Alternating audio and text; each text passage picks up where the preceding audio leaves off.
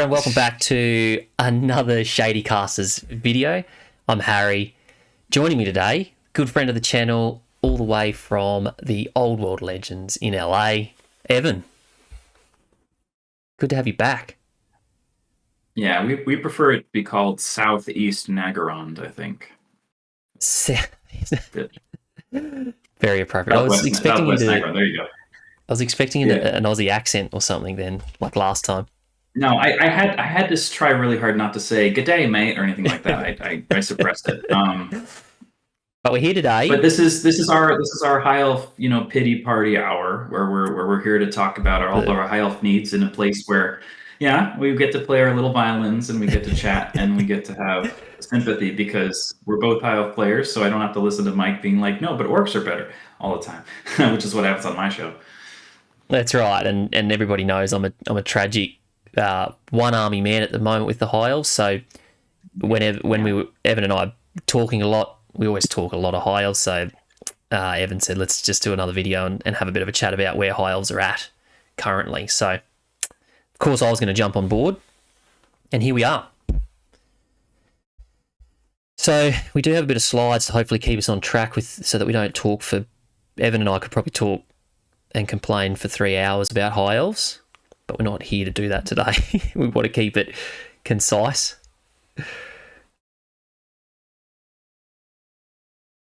So we're talking competitive lists, and competitive lists, and we wanted to talk about. Immediately disagree with you. Well, I just wanted to start off. We do have some statistics from the Old World rankings, which is great for that type of thing to see exactly where an army stands, and we will get to that. But I just wanted to start off to sort of talk about where High Elves were right at the start of the game when Old World first came out to sort of where they sit now. And we're even going to go back and have a look at a little bit of comparison for 8th Ed. Again, me being a tragic High Elf we've got. Yeah. So we're going to talk a little bit about that. So these competitive lists I've sort of put up there were the ones that the two main competitive lists when High Elves first, or when the Old World first kicked off again. So as everybody would have, maybe not every High Elf player has been playing the High Elves this long, and maybe people might not be aware of sort of the evolution of the High Elves throughout the game.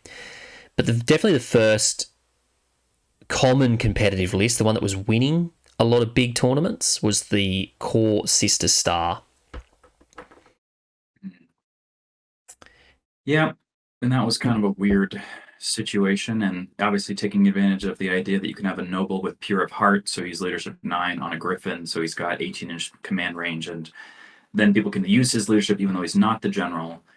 And that seemed to be just an efficient option at the time, because the only acceptable leadership bubbles that you can have in this game are 9 or 10. If you have leadership 8 as your general, you're doing something wrong. Obviously, Beastmen have leadership 8, but they have warbands, so it kind of cancels out, right? Yeah. And so, the concept of that list, as you just pointed out, the Handmaiden had to be your general, and then you could take a big unit of sisters in core. And then the rest of the list was sort of exactly that. You'd have a noble to at least pump your leadership up to 9, and then the rest of the list was probably more sisters and some magic. The other common one was the double star dragon. I've put in there the 500-point cap, obviously back pre the first sort of 1.5 FAQ, before match play, I should say. You didn't have to stick to the 500-point cap, but with 1,000 points, you pretty much had 2 star dragons that maxed out at 500 points. Right. This is the list that I just immediately disagree with, because I just think the Archmage pit buying the Star Dragon is just a terrible idea.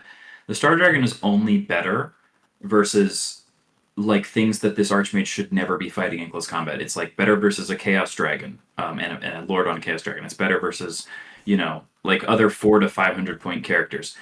It's just so much better in my mind to be level 4 on a Moon Dragon with the Safri Wand, so that you have 5 spells, and then you can still have your other defensive items, including a Opal Amulet, right? And so, sure, you're toughness 5, you have 1 less wound, but if you're running high magic and you're actually level 4 with 5 spells, then you can be rolling Walk Between Worlds, making yourself immune to anything non-magical a lot of the time. So that really makes up for you not being toughness 6 in my mind, especially in the current meta. And I just don't think that the Star Dragon versus the Moon Dragon is actually that big of a deal anymore because you're not fighting a ton of toughness 6 monster characters.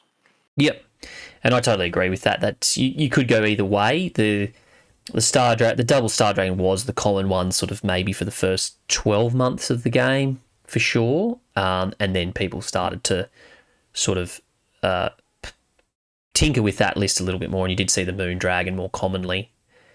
So there is a really good, I will say too, I did just recently, the 2+ podcast guys down in Sydney, not sure if you have seen them, Evan, but they did do some really good sort of recent High Elf videos on where High Elves are right now in the current meta competitively. But they're just talking specific sort of competitive side of it. Yeah. Then as High Elves... you can obviously see in this list as well how the 500 point cap kind of forces the Star Dragon Prince into a single build because he can't even take a lance because that would make him 501 points. Yes. And it's just like...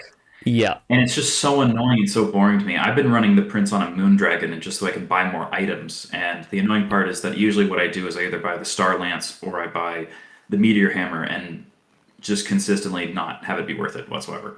So yeah, that's what I've been doing.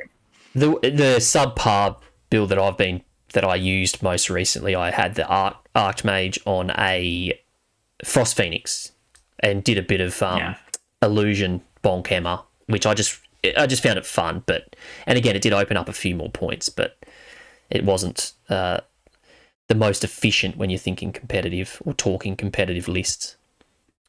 Yeah, because the Phoenix just gives you 3 wounds instead of 6, so it's like, bro, what the hell is going on with that? for almost the same points as a Star Dragon. Yeah. Then as High Elves evolved and the Arcane Journal came out with the Warhost, the more what we started to see was this, I sort of tongue-in-cheek called it the AOS Warhost type list, which unfortunately was some sort of character build, most likely at least one Star Dragon in the characters, and then just pretty much all skirmishes and shooting. Yep. And mostly this is all about avoidance. So the skirmishers can't just shoot at you. They can also decide, oh, you're getting close to me? Here, let me just move away from you. And then you can't charge me. I'm out of your arc, whatever. Like, recently I had the situation where, okay, my Star Dragon Prince charges a unit of, it was Way Watchers, actually. They fled from the charge. They then rally. And because I rolled really high on my charge distance, I was actually so close to the rallying Way Watchers that on their turn, they just marched right past me and stood behind me.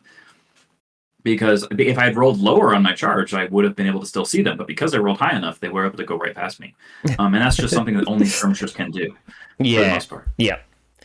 And that's, like, I sort of had a bit of a go with not quite as many sort of woodsmen, but I have had a bit of a go at this list when the Warhost first came out. It's not really fun. So many skirmishes. No. So anyway, that's I would also be critical of this list in the meta that seems to be so dominated by just magic missile spam. So yes, the sisters have evasive, but like, you have 200 points of sisters that are 9 wounds that are toughness 3. If just anything gets to touch them, they're all going to be screwed. I also think Bow of the Seafarer used to be cool. And it's like, bro, I think if you just take the Sword of Sorrow, it's probably just better a lot of the time. Yeah. Yep. And again, you can, there are other tinkers that you can sort of change little bits, but again, the internal balance isn't great in the High Elves, so you're not, ultimately the list has still got the same flavour. It might just have a couple of little differences. So then we want to look at or talk about sort of, again, before we get into some of the statistics, but what ultimately changed the High Elves as the game has changed in the FAQs. And these changes ultimately removed or affected the competitive lists for High Elves. So whilst not offering any internal balance whatsoever, so there was no real improvements to other aspects of the High Elf book, or I felt that there weren't, whilst we sort of copped the large brunt of the nerfs. The only buff that we get is that White Lions got to have Furious Charge, which now Yep. makes the special White Lions in the Tracian Warhost that are 17 points per model that are the toughness 3. the Those line guys guard. now don't do. They're 5 more points than a White Lion for having weapon skill 6 in close order. That's all they have. Yep. And they're in rare, aren't they? Rare. Yeah. So the first one that sort of pretty much was an immediate nerf to the Sister Star, and I feel potentially was written because of that, was basically saying that you can't have the BSB be in your army and have higher leadership than your general, which meant that you couldn't have a BSB with Pure of Heart, like you said, and give you the leadership 9 if you were to take the Sister Star. And that nuked that entire build from being possible. Which, again, the 2+ guys spoke about this still being probably the competitive build, the Core Sisters. So, interesting watch. So but the only way you're doing it is if you're just running away from crap, because if you're leadership 8 with your general and you don't have a reroll, if anything ever touches you in combat, you're just boned. Like that is, for example, I guess you have municipality, but still, leadership 8 break test. Good luck. Yeah. Then, obviously, the infantry buffs. Evan and I were speaking about this sort of before we started recording. So there was mass infantry was brought out.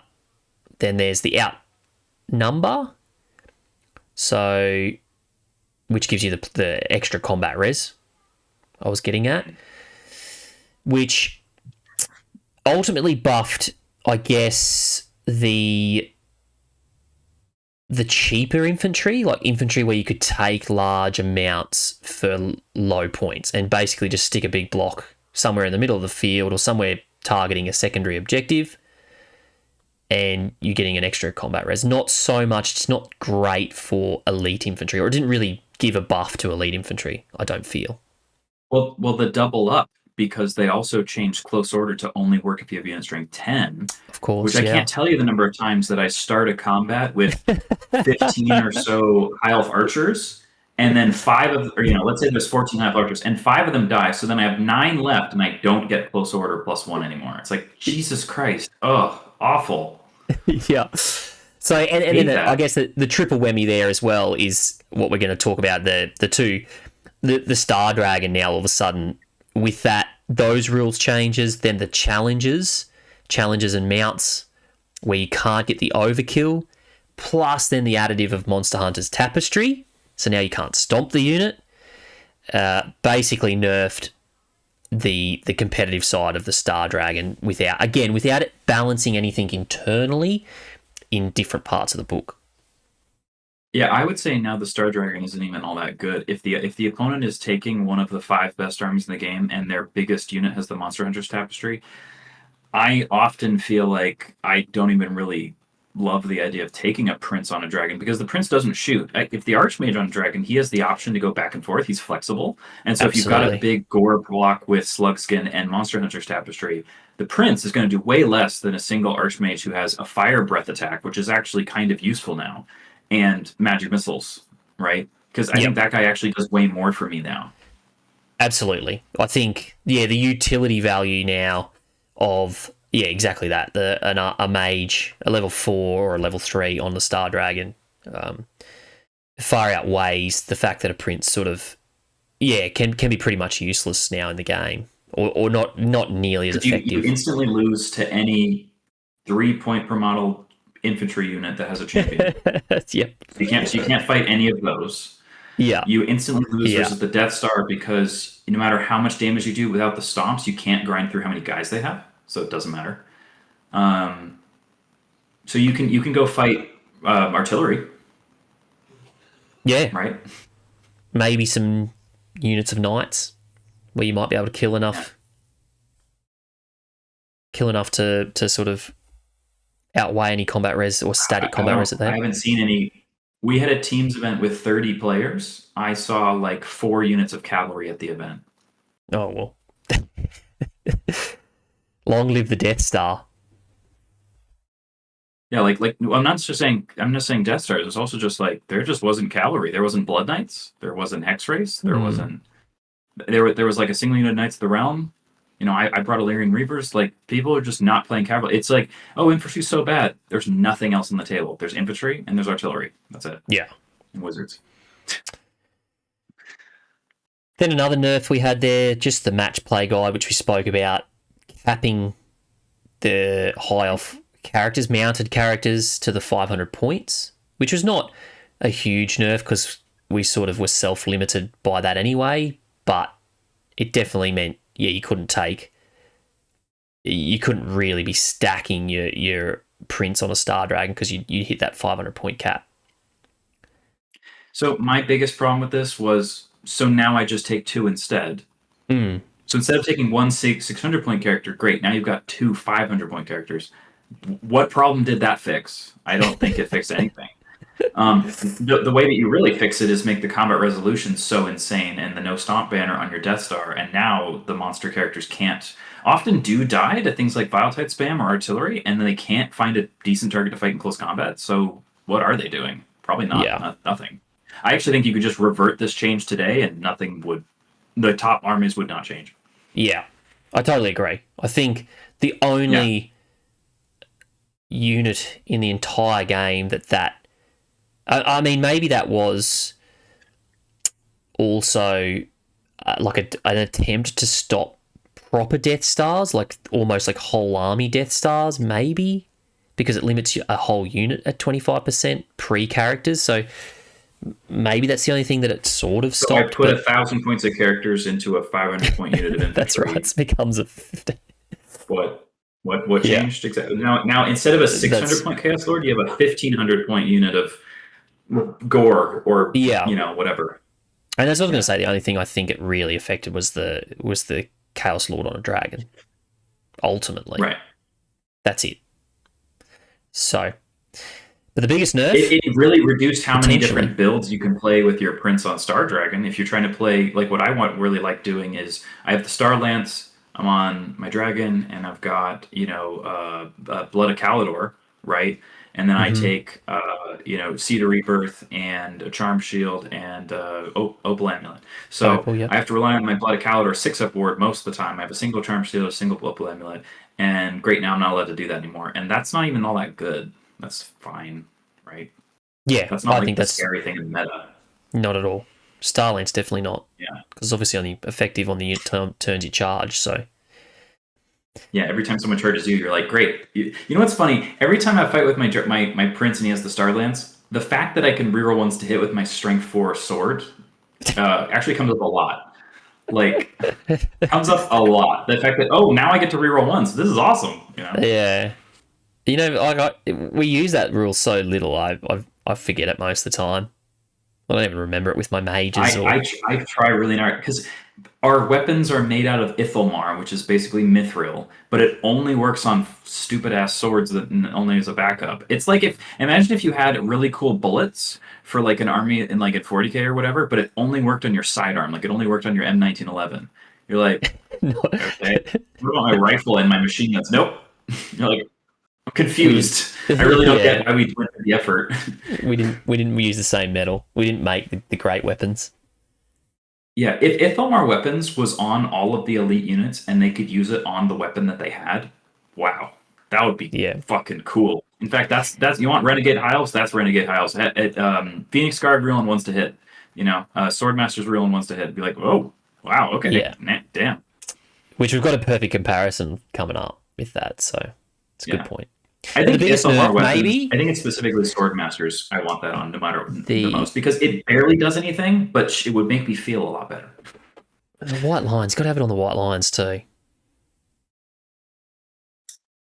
I think the white lines are actually a fine unit. The Strength 4 with the AP3 axe is actually great. You want to know what the white lions need? They need their old Lion Cloak. So a Lion Cloak right now is a shitty shield.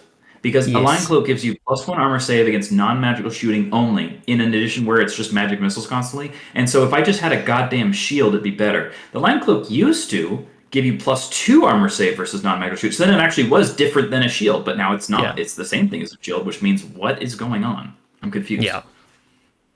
Absolutely. Why doesn't the rules just say a Lion Cloak counts as a shield? Well, again, we got the comparison, so... But...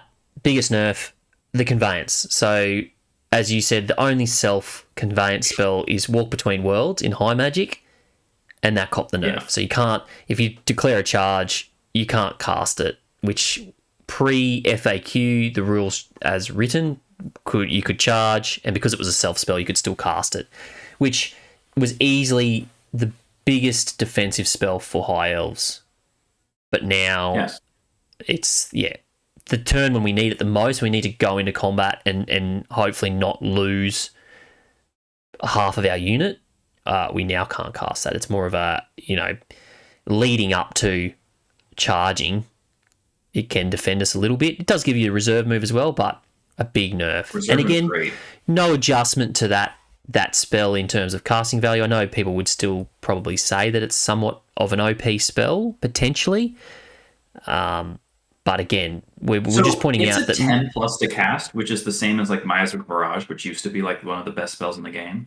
We have no bonuses to cast ever, so we cannot get +3 no matter what.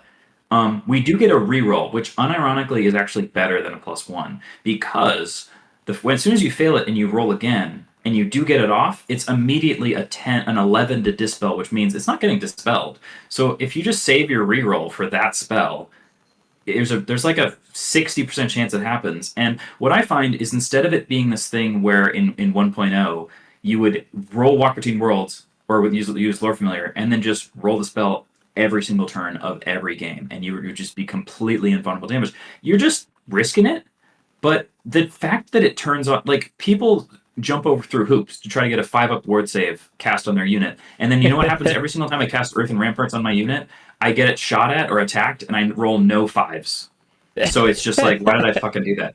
But Walk Between Worlds, on the other hand, it's like, okay, I'm just immune to all damage. So a Fanatic goes through me, although it depends on exactly what turn that happens. But if Fanatic goes through me, it's like, cool, I ignore that. If it's a Catapult, great, I ignore that. People just forget they fire arrows at you. Like, so they don't do anything. They're like, oh, they don't have any other target. So that spell seriously, seriously helps. And when your units are way too expensive and you have no access to a 5-up regen banner that for 30 points that just makes your whole unit not die, or a 4-up ward save Phoenix Guard unit, because you don't have any of that, I think that this is one of the almost like I have to take spells if I'm bringing expensive infantry, because what else am I going to do? Yeah.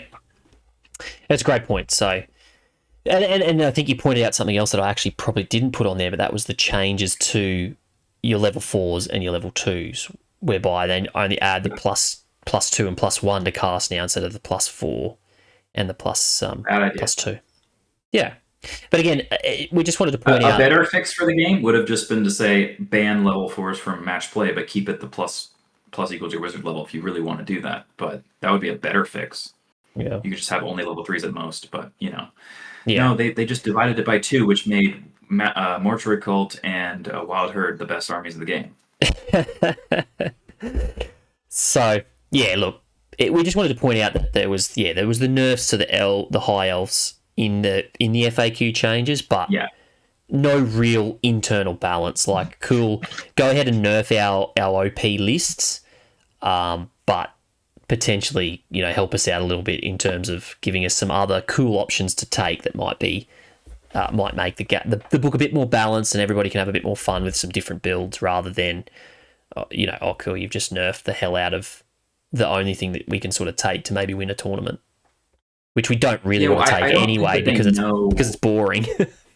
We want to take chariots and we want to take the forces of fantasy armies work. I think that they don't really get it. Like the High Elf Arcane Journal.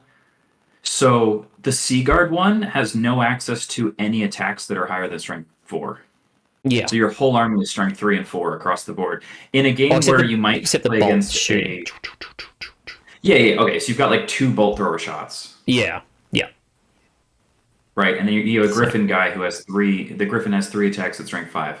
Cool. Yeah. So like you've got like, let's say your army per turn has like 40 attacks. Like all of them are strength 3 and 4 at the most. And most of them are strength 3 actually, because you have Shadow Warriors strength 3, and then you've got Sea Guard strength 3, and then Ishaya Vest giving them AP 1's cool. If they weren't already 14 points each, that would be kind of neat. But Jesus. So the stats. Oh, and then you have like no access. Sorry, just one more thing. You have like no access to any units outside of like, you've got Shadow Warriors, you've got the flying chariots, and then you've got the Sea Guard, and it's like colours. you have no access to Phoenix Guard, you have no access to Silver Helms, no access to Reavers. Like your whole army, like where are the units? Like how I'm supposed to have how many freaking Sea Guard? Like that Just list is weird. all, yeah, yeah. Yeah. Statistics.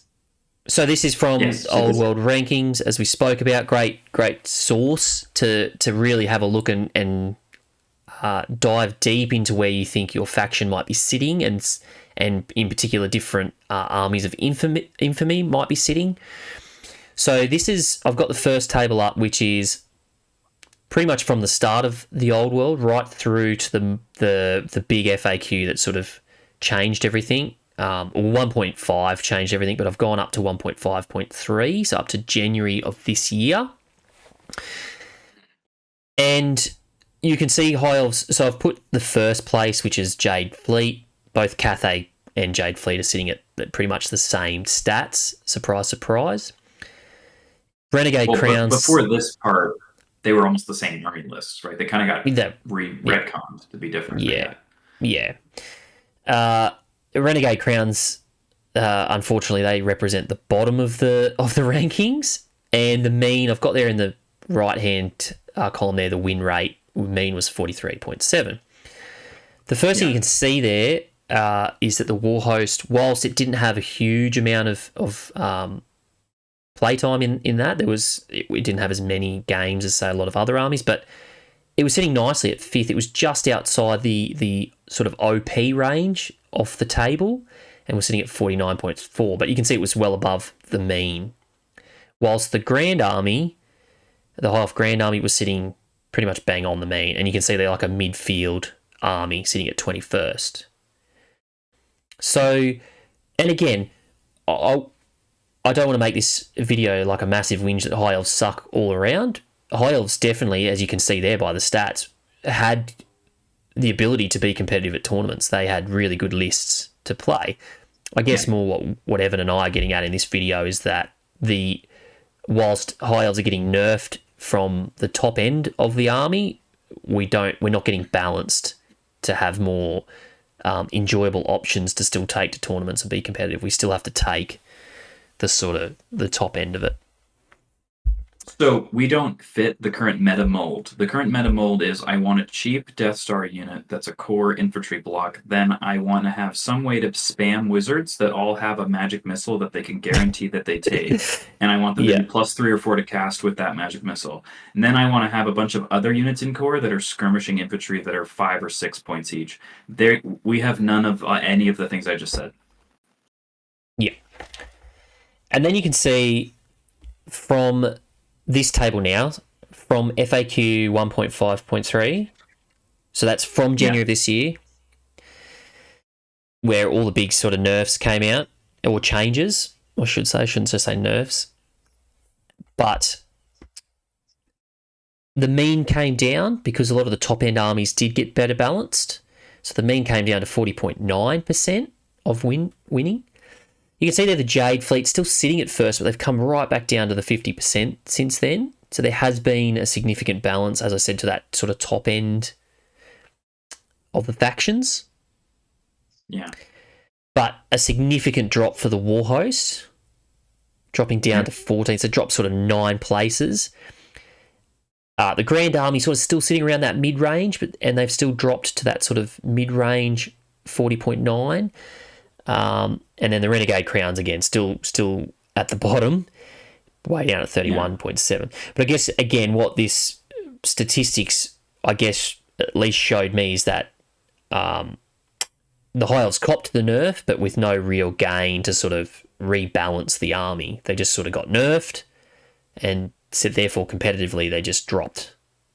I noticed you didn't even put the Sea Guard garrison on this list. They're probably 43rd. No, so the Sea Guard garrison was an outlier. They were sitting higher than the Warhost for this particular table, but they only had 8 appearances. They have yes. Yeah. They had 8 appearances in, 1,000 tournaments or something like that, whereas the Warhost had 200 appearances and the Grand Army had 400. So they had there is in there, the stats do show quite a bit about whether the data is accurate or not, and essentially the Seaguard garrison is not very accurate, because you might have, those 8 tournaments, depending on the meta of the area, they might just do really well in their meta, and it's not many people are taking it. There is a way to play them. Absolutely, so absolutely. You can take a big unit of Log and Seaguard, and then not tell your opponent that your special rule is I can redeploy them, and then you say, oh, by the way, I can do that. Then you have 1,000 points in characters that are guys who are on Griffins that are either ambushing or just using the fact that even though they're really expensive, they have evasive, so they can dodge Vile Tides pretty well with that. And the fact that the dragon, and you're not even fighting dragons, like the thing that the Seaguard garrison used to suck at is, okay, the enemy Chaos Dragon shows up and I instantly lose. That guy doesn't exist anymore. So as long as you just happen to not face those lists, the Seaguard garrison can just use skirmishers and core, take a bunch of flying crap, and use that flying crap to just eat the enemy like war machines. And you might end up getting a very slight win or a draw against a lot of the good armies in the game, because you just fly, like you have the Flying Circus Army. And they kind of just wrote Seaguard Garrison to just do that. It has 33% as core. I would probably take Shadow Warriors, some Lothern Seaguard who hide, and then you have the Ship's Company, who are basically just even cheaper Creation, what are they called? Creation Hunters? I don't even remember what they're called. Woodsmen. Sorry, Woodsmen. Yeah, Woodsmen. So Woodsmen are just really expensive for a guy who has a great axe that you probably don't even use most of the time. And then a Strength 4 Warbow. So what? Like, who can? Like, what the fuck? Like, that's like a neat little trick, but like, I don't care. Like, it's not gonna do anything. I'd rather them have throwing axes, by the way. But yeah, so I think you can just play the boring way, which is my whole army is skirmish and run away from you, and then I've got a bunch of flying crap that I can use to pick up a few points. And oh look, I won by a tiny amount. Yeah, exactly. And that's right. This is based on exactly that, the win rate. As long as you win a game, by how much. So. What we are going to do now, though, is something a little bit unique that Evan and I sort of talk about, and we wanted to look at a bit of a comparison. 8th was sort of what we wanted to have a look at, and why the High Elves was so good in 8th edition. We felt, or Evan sort of spoke about how potentially 7th edition or 6th edition was more aligned to the rules in Old World. Is that right? I think a lot of the stuff is very similar to 7th, to be honest. The reason I picked the Ravening Hordes armies are similar to 7th, I think. Yeah. The reason I picked 8th, I felt when I looked through the book, the unit entries and the points cost and the special rules were more aligned.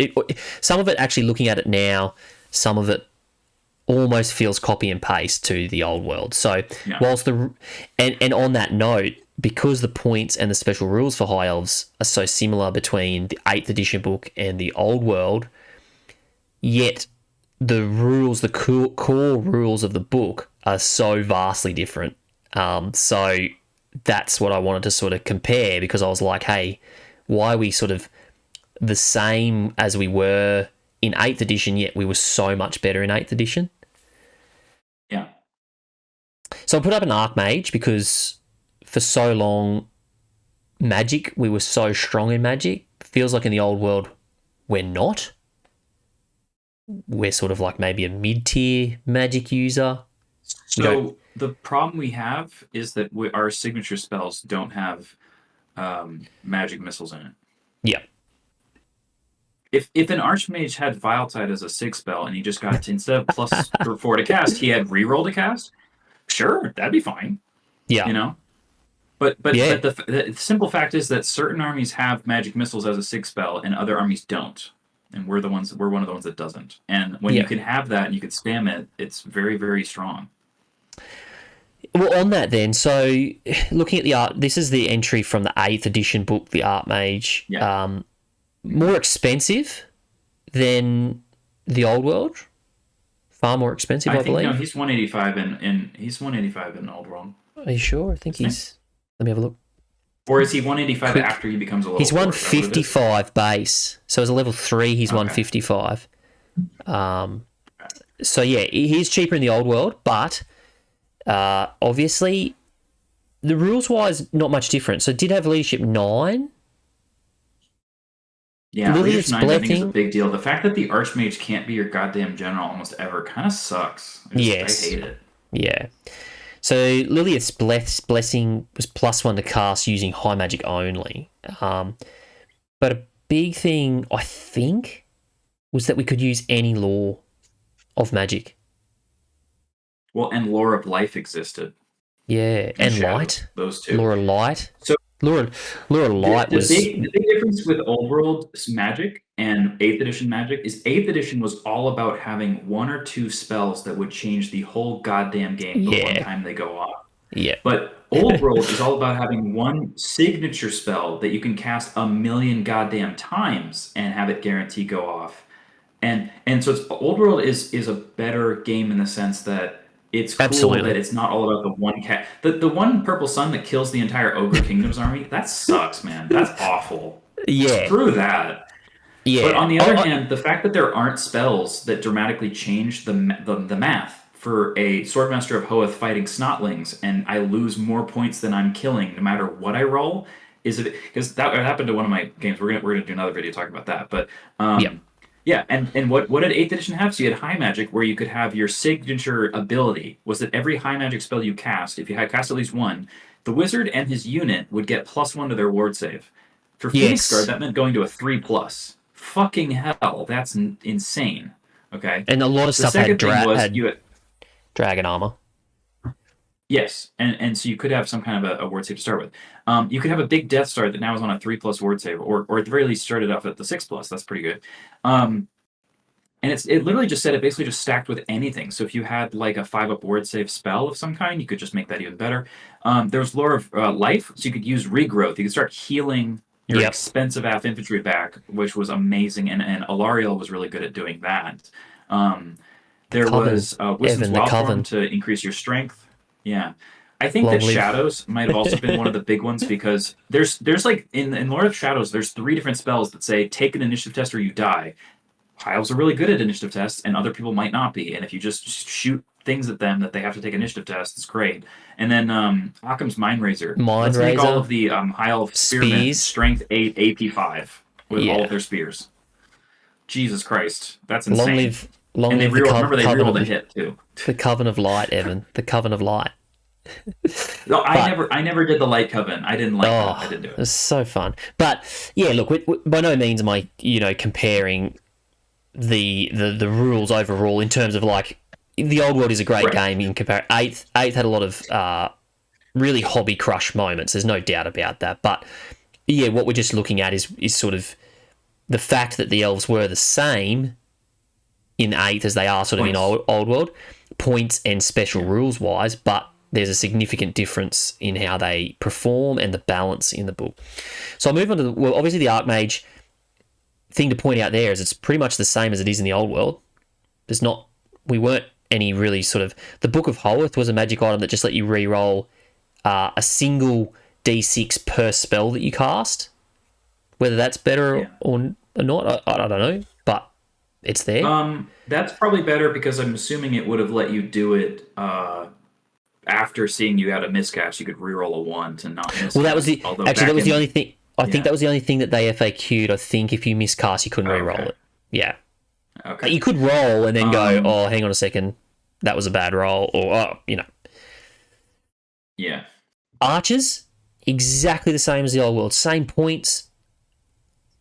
Let's say the only thing that's different about this unit is always strikes first and martial prowess. Well, there's 2 other things, technically. One, the unit size in Old World is 5+, so you can have smaller units. Yeah. And secondly, you could have these guys be detachments, but they can only be a detachment for spearmen, so no one ever does. I mean, you can play better Empire if you want to take some spearmen and stick some archer detachments next to them and be like, I'm you, but better. And then whenever I play Empire, I'm like, oh. More expensive. But yeah. So, and longbows, I think, are a bit better in Old World as well. But again, the strikes first and martial prowess, just firing arrows in 2 ranks. Like, can we just have that, please? Like, for 10 points per model, if we could actually just fire in 2 ranks, that'd be great. I would love that. It's not even Well, in good. It's this in fine. Just eighth, fine. we fight in three. So you could take, it was common for people in quarters to take a unit of 30 archers. They shot in all three ranks, no matter where you deployed them. They shot in three ranks. And if they would charge, they attacked in three ranks. So you got all 30 attacks. As you'll see, I've got the snippet for always strikes first. They would strike first, and they would re-roll. They would re-roll all their attacks. And if you're fighting anything that's not an elf, you just re-roll the hit, that's insane. That's way too. I think that re-roll ones would be fine, but yeah, it's just nuts. Totally OP. But again, just making the point that we've got the same sort of archers at the same point costs, but we don't have these insane level of special rules that they had in 8th edition. So. Oh god, the line cloak makes me so. I mean, I did the rant to you earlier, but I'm going to do it again for our live viewers. So, line cloak +2 armor save. Wait, no, that's supposed to say +1. But a line cloak that says +1 armor, that's a shield. But shields work versus magic missiles, and line cloaks don't do that. So a line cloak's just a really fucking shitty shield. So they just made a line cloak a worse shield. And they charged us for it. Oh yeah, because you have to pay in Trajan Warhost, instead of just saying, you know what, line cloak's kind of terrible.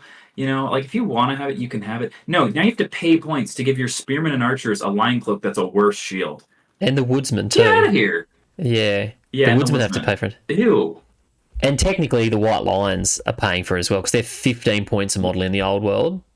So. Well, once you take veteran, which you have to take, because if you run away from terror, you're just oof. Yeah, it's terrible. Yeah. So yeah, again, and then the always strikes first rule with the White Lions and the Sword Masters. Again, I wanted to show the significance of that because what it did is it cancelled out the strike last. So instead of having Elven reflexes where we just get this +1 initiative in the first round of combat, our heavy hitting infantry, it just cancelled out, so we were still just fighting at initiative. So we didn't get the re-rolls, like they lose the re-rolls, as you'll see in the strike first rule. You do lose the re-rolls, but what you don't lose is the fact that a High Elf's greatest defense is offense. Like we want to be able to kill models. Is to sort of kill what is going to kill us first, because we got no defense in terms of armor saves or. I mean, yeah, sure, some of our army has ward saves, but...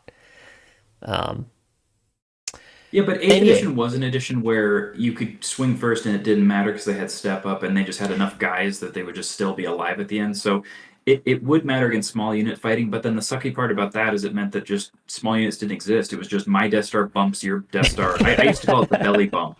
Because we walk into the middle table, we belly bump each other, one of us wins. That's the whole game. And it's like, so there's no movement at all.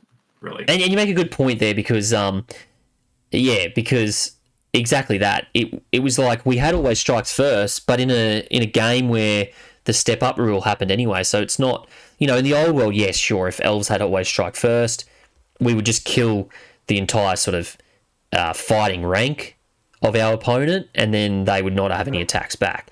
But in 8th ed, they got to step up anyway, so it's not even like it was sort of crazy, but. Yeah, that would make people charge you even less often than they do now. The charge range in 8th edition, I felt... Yes. For an army that I keep harping on this one, yeah. Yeah, and I think a lot of people do. Like, it probably is a bit of a divide in that,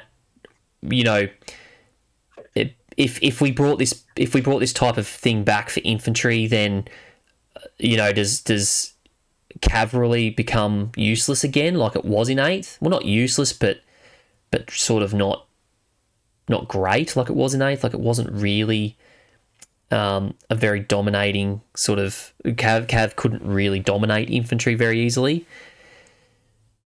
But in saying that, I felt like that charge range, the 2d6, for an army we rely on our elite infantry, to now all of a sudden have very unreliable charge range, it sucks. Well, the big problem is you drop the highest dice when you're moving through terrain. Even if you have moved through cover, you still do that. Yeah, that's that too. Terrible. Screw that, man. I hate it. It is, yeah. So It's it a would be massive better if kick. it just said you roll one dice instead of two. That would be less, because let's say you have a max distance charge. You got to go 6 inches plus you're moving a 5, right? Your white lines, you move through cover, open order, but you're charging into a forest, so you have to roll a 6. But in the current system, if you're going an 11-inch charge, you have to roll two sixes. Because you have to have the lower die be a 6. So you have to roll two. Now, if you just meant that instead of you drop the highest dice, you just only rolled one die, then you only have to get one 6. Yeah. So they made charging, like, I don't know, Statistically. quadratically harder when it's through terrain. Even if you have move through cover, which is just insane. I don't get that at all. Yeah. I agree. I think that will guarantee change second edition. There's no way they're going to keep that the same. Now, the problem is, what do you do? Do you do D6 plus your movement, which is not very far? Or do you do 2D6 plus your movement, which is like across the fucking map? Like, it's so far with its 2D6 plus my movement of 7 for cavalry. Like, it's so far. A lot of the time. Yeah, I mean, well, I don't know. you would have to make Cav or anything with Swift Stride, you would have to improve somehow. Like, you would have to make them notably better if you were to do that to infantry. But, you know, what that does do, a positive side effect of that I felt, is that the games are faster too. You're not spending 2 turns, maybe 3 to get into combat.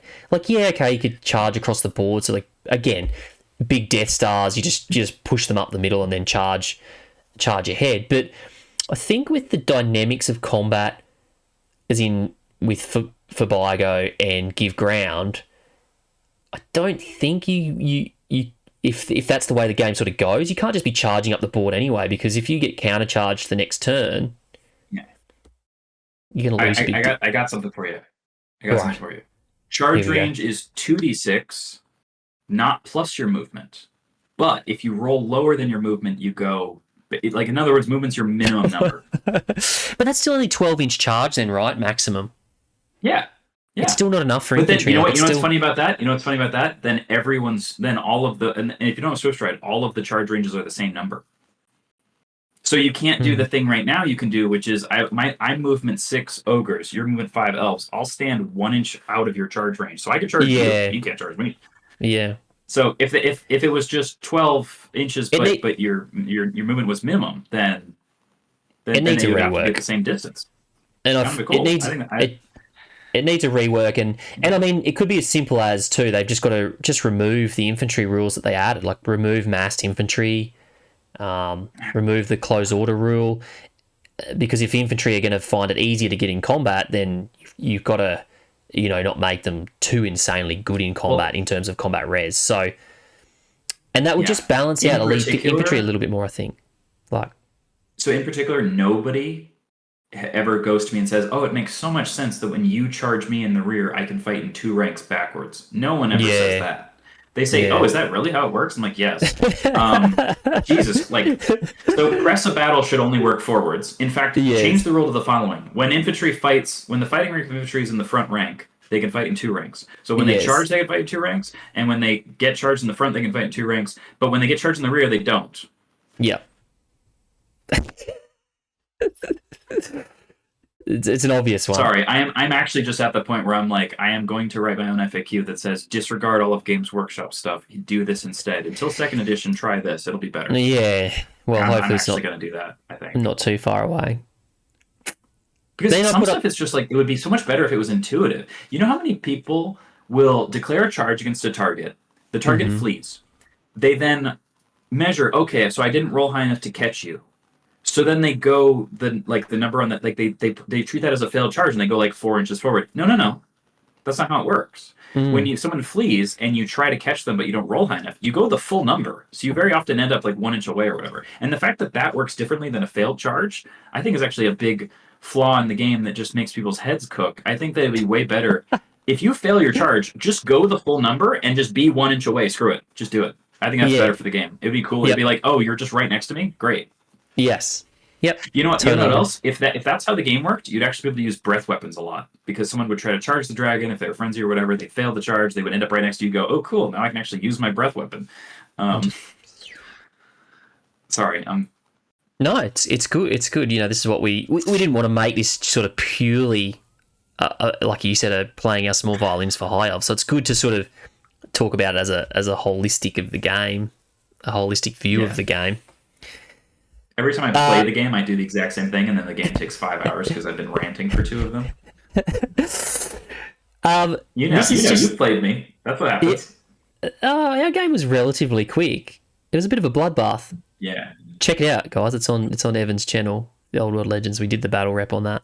It only took us maybe 2 hours. But a lot of stuff died. There was a lot of death. Well, the thing is, we were playing elves against elves, and when you do that, wow, are the game. First of all, it kind of feels like, wait, this kind of starts making sense, and then second of all, it's just, everybody just dies. It was it was very swingy, and then until the end, this slide. So unironically, it is kind of fun to play High Elves versus Dark Elves or Wood Elves. You're like, very fun. Actually, this is, but as soon as you play someone who isn't also an elf, you're like, oh crap. The top 3 across the board is good. The power of chaff. This could just be me or my experience with the old world so far, being a sort of an old timer of the game now, I suppose. But it felt like High Elves were really good at being able to chaff in sort of 7th and 8th edition.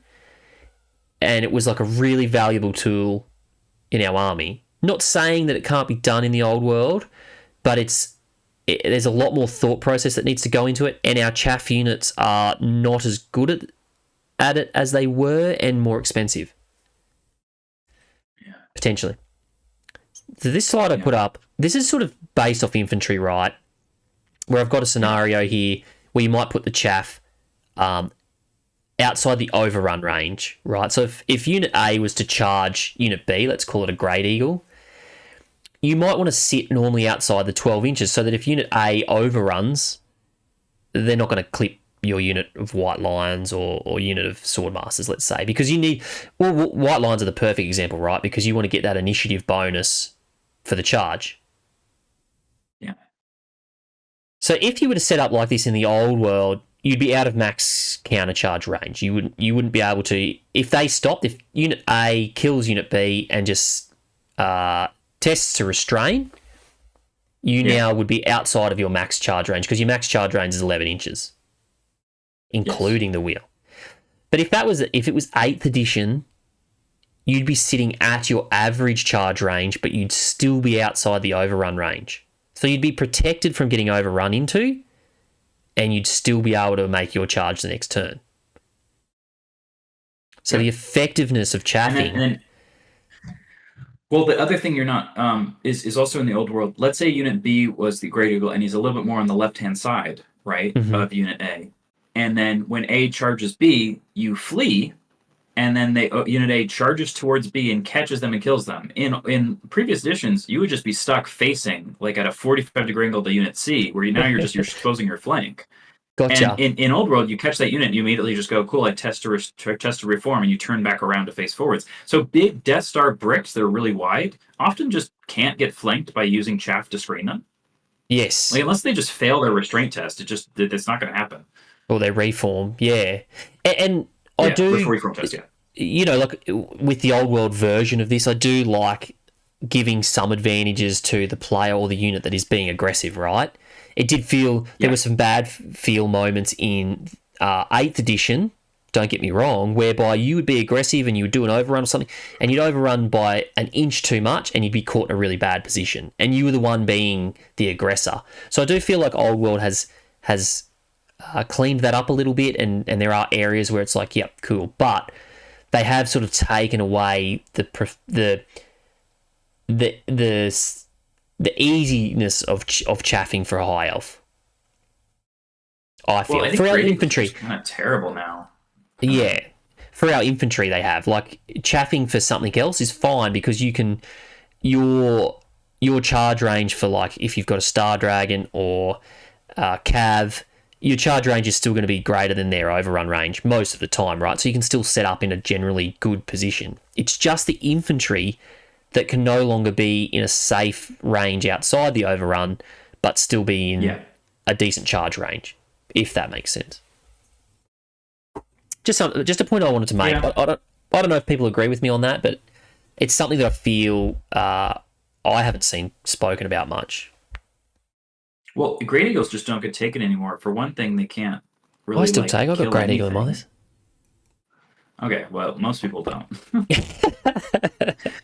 So They very often lose combat to literally never could. anything, because if you just Yeah. don't do any damage, then you can still lose combat. They're a war or they're allowed to use the general's leadership, but their base leadership's 6. So if they're off somewhere by themselves, they're just gonna run away.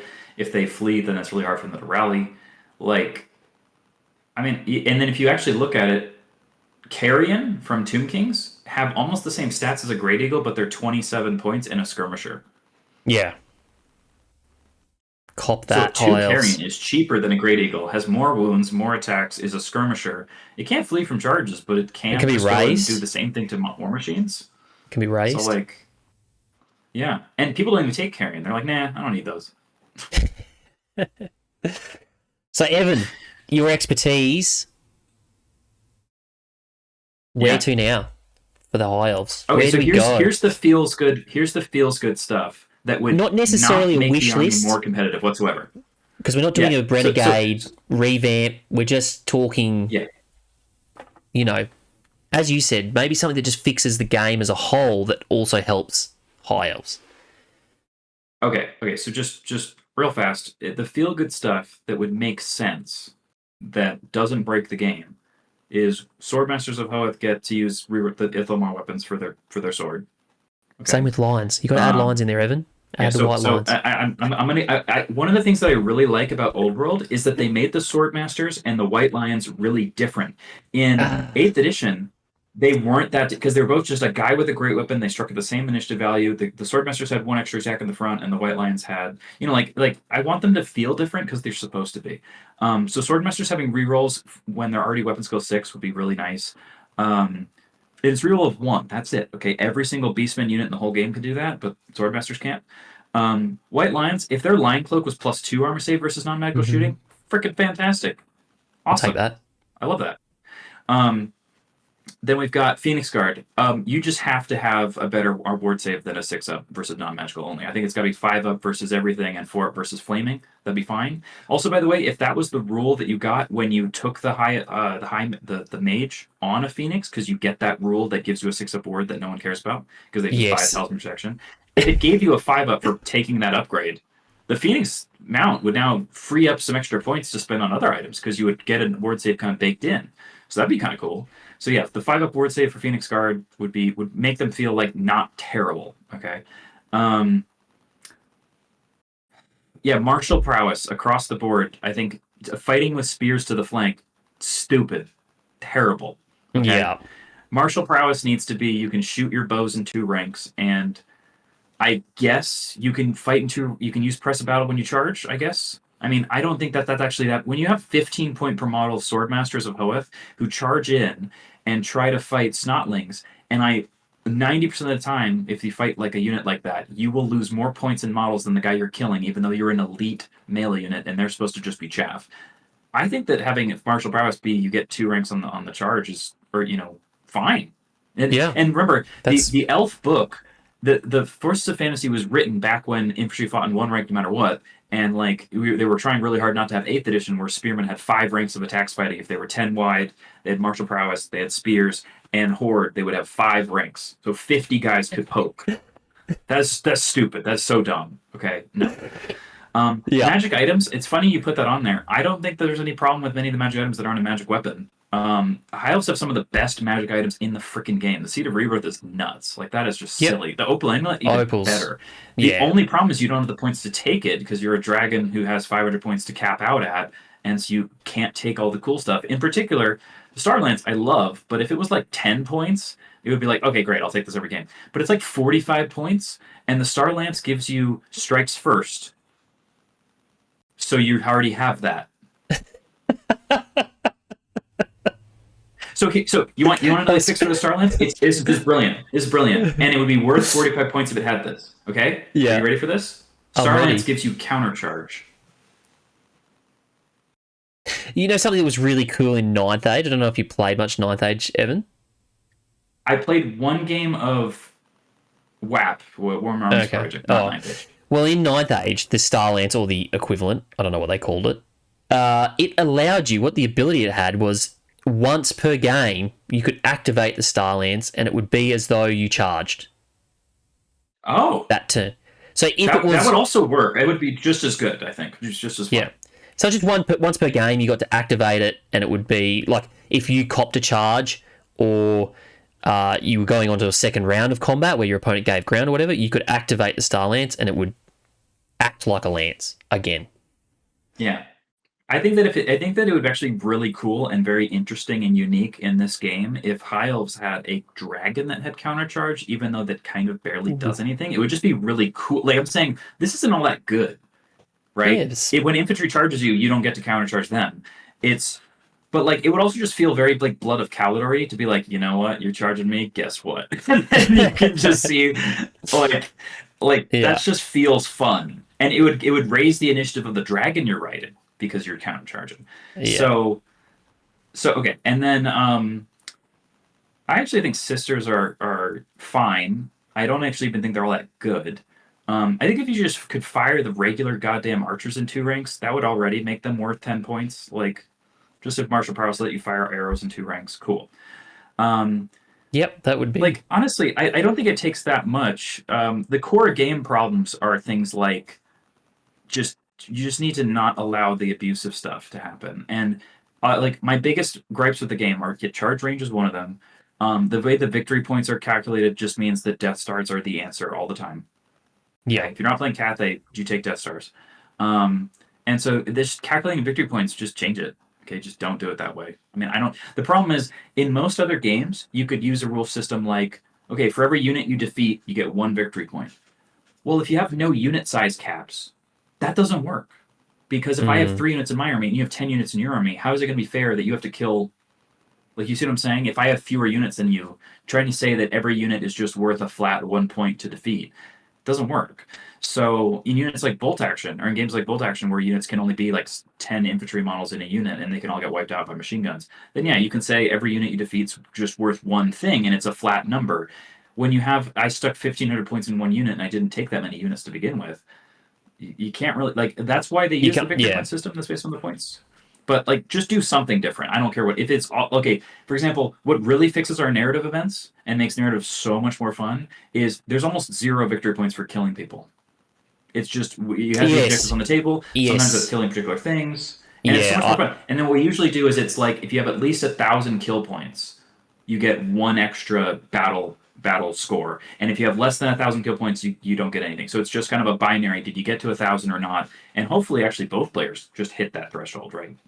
But it's not about points denial. And in that system, you can if you sit there and you go against your opponent and you say, I'm going to stand in my deployment zone, you're going to stand in yours, we're not going to touch each other. Then in a regular tournament, that's a 10-10, right? And going forwards means you lose. In like the kind of events we like to run like in a narrative event, it's like, no, that's a 0-0. You got no points for your team. You have to actually go forwards to actually earn some points to start with. Like you start at 0 and you have to work upwards from there, if that makes sense. Yeah. Anyway. Yep. That was a really long rant.